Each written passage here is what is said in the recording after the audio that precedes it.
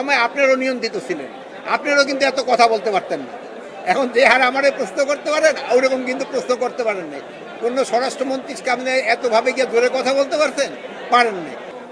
তা আপনারা আরেকটা জিনিস একটু খেয়াল রাখেন, যদি এই নির্বাচনের সাথে এটা সম্পর্ক না, যে আইন শৃঙ্খলা পরিস্থিতি আপনারা সবসময় বলেন যে কন্ট্রোল করে না করে।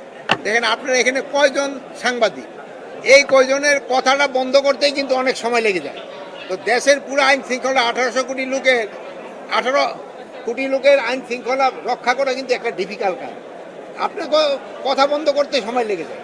এখানে আমি তাদের সাথে মত বিনিময় সভায় আমি যেটা দেখলাম, তাদের প্রিপারেশন বেশ ভালো, এবং তাদের যে প্রিপারেশন, এই প্রিপারেশন মতো কাজ আগিয়ে গেলে আমাদের নির্বাচনটা হবে খুবই সুষ্ঠু, উৎসব মুখর এবং একেবারে ফেয়ার। এখানে কোনো ধরনের কোনো অসুবিধা হবে না। এখন এই ব্যাপারে সবার সাথে সবার একটা সহযোগিতা রয়ে গেছে, ঠিক আছে।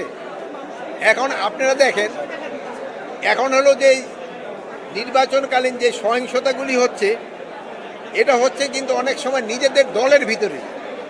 আপনারা যখন আপনি কোন কিসে কাজ করেন? হ্যাঁ, চ্যানেল 24। চ্যানেল 24 থেকে আমরা তো বলছি যে একজন প্রতিনিধি আসবে, কারণ আপনারা 2জন প্রতিনিধি চলে আসছেন। একজনে বলছেন ভাই আপনি চলে যাবেন, বাট আপনি বলছেন না আমিও চ্যানেল প্রতিনিধির প্রতিনিধি। আপনারা ওখানে 2জনেই মারামারি শুরু করে দিচ্ছেন।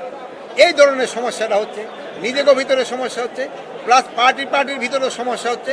এইগুলি ক্ষেত্রে আপনারা একটু সবাই একটু জনসচেতনতা বাড়াবেন, যে এত কথা কয়েছে, এত জনসচেতনতা বাড়াবেন, ওইটার কমে। আর ইলেকশনকালীন সময়ে পরিস্থিতি যেন পুরাটা শান্ত থাকে, এই জন্য যত ধরনের ব্যবস্থা নেওয়ার আমরা নিচ্ছি।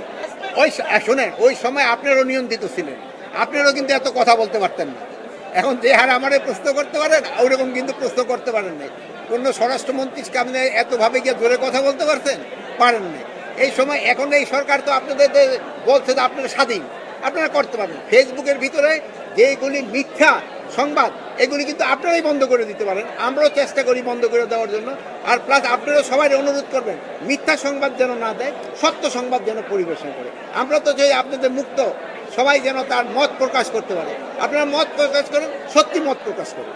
যেহেতু এই চট্টগ্রাম ডিভিশনটা একটা এলাকা যেখানে সমুদ্র আছে, পাহাড়ও আছে, সমতল ভূমি আছে, এই জন্য কিন্তু আমরা এখানে সব ধরনের ফোর্সেরই ব্যবস্থা করা হয়েছে।